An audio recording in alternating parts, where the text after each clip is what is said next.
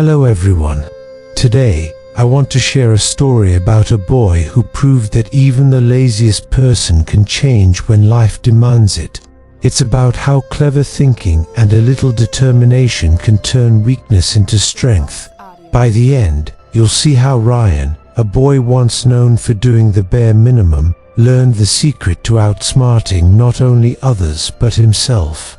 Once upon a time, in a quiet little village surrounded by rice fields, there lived a boy named Ryan. He wasn't a bad kid. He was actually quite smart, but he was lazy, painfully lazy. Every morning, he went with his father to the fields. His only job was to chase away the birds that came to eat their crops. Most boys would wave sticks or throw stones to keep the birds away, but not Ryan. He didn't like standing up for long. So one day, he came up with a plan. He placed tall wooden poles around the field and tied ropes between them. From where he sat, he could pull the ropes and make noise to scare the birds without moving an inch. It worked. Ryan was proud of his invention, but his father worried. If I ever fall sick, he thought, how will this boy take care of the field? Still, since Ryan always finished his work, his father never scolded him. That summer, a long drought hit the village. The sun was merciless, and the ground cracked with dryness. One morning, Ryan's father grew very ill. For the first time, Ryan had to take care of the entire field by himself. He tried his best, but he wasn't used to real labor. The heat burned his skin. The buckets of water felt heavier each day, and soon the crops began to wither.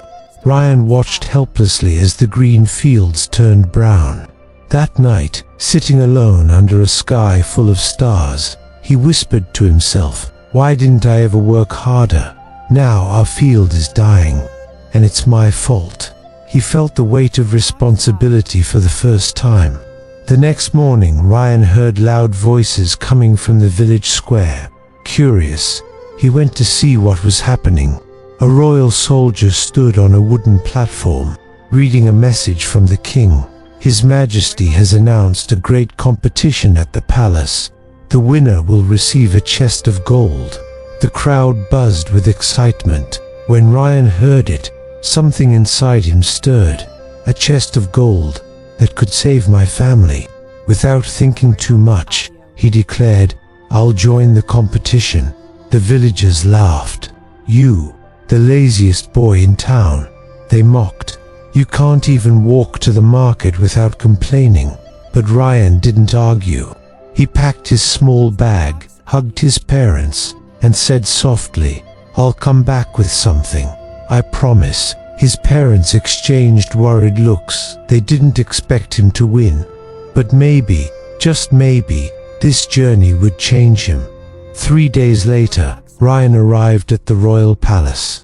Hundreds of people had gathered, tall, strong men from every corner of the kingdom. Ryan suddenly felt small. The first challenge took place beside a vast lake. The rule was simple: cross the lake, and the first 3 to reach the other side would move on to the next round. 3, 2, 1, go, shouted the announcer. Everyone dove into the water, arms splashing wildly. Ryan hesitated. He wasn't a strong swimmer. If he tried to compete with them directly, he'd lose for sure. Then, an idea struck him. He ran into the nearby forest, found a few sturdy branches, and tied them together with his belt to make a small raft.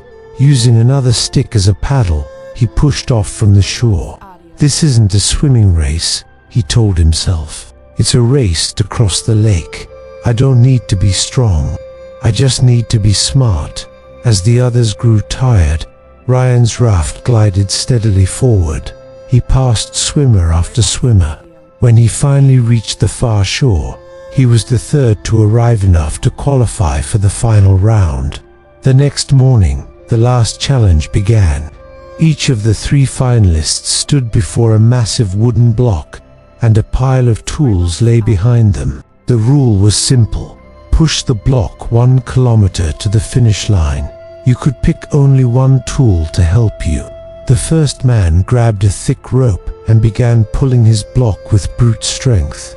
The second man chose a wooden lever, using it to roll the block a few inches at a time. Ryan didn't rush. He studied the tools quietly, his mind racing. "I'm not the strongest," he thought, "but I can be the smartest." Finally, he picked up a small knife. The crowd laughed. "A knife? He'll be here all day." But Ryan ignored them. Instead of pushing the block, he started carving it. Slowly, carefully, he shaved off the edges until the block turned round like a giant wooden wheel. After an hour of sweat and concentration, Ryan stood up, smiling. He placed his hands on the wooden bowl and it rolled effortlessly. The crowd gasped as he began pushing it down the path. The other contestants, exhausted and drenched in sweat, watched helplessly as Ryan rolled past them. When he crossed the finish line, the king himself stood and applauded. A lazy boy who learned to work with his mind, that is true wisdom. The villagers who once mocked him cheered his name, and Ryan, with tears in his eyes, finally understood what hard work really meant, not the work of the body, but the work of the mind. That day, he brought the chest of gold home to his parents. But more valuable than the gold was the lesson he carried in his heart. Laziness, isn't, the absence of effort, the absence of purpose. Once Ryan found his purpose, his laziness disappeared. And from that day on, he never stopped creating, thinking, and building. Because sometimes, the smartest thing you can do is to finally get moving. And so, Ryan's story reminds us that laziness isn't a cursed a challenge waiting to be transformed. The truth is, every one of us has a lazy side. We all have moments when it feels easier to wait, to delay, to do the minimum. But what separates success from failure, isn't talent or strength, how we choose to respond when things get hard. Ryan didn't become stronger overnight. He simply stopped running from effort and started thinking differently. He realized that intelligence isn't about avoiding work, it's about using your mind to make work meaningful. And once he found purpose, his energy came naturally. That's the secret. When your goal is clear, motivation stops being a struggle. Think about your own life.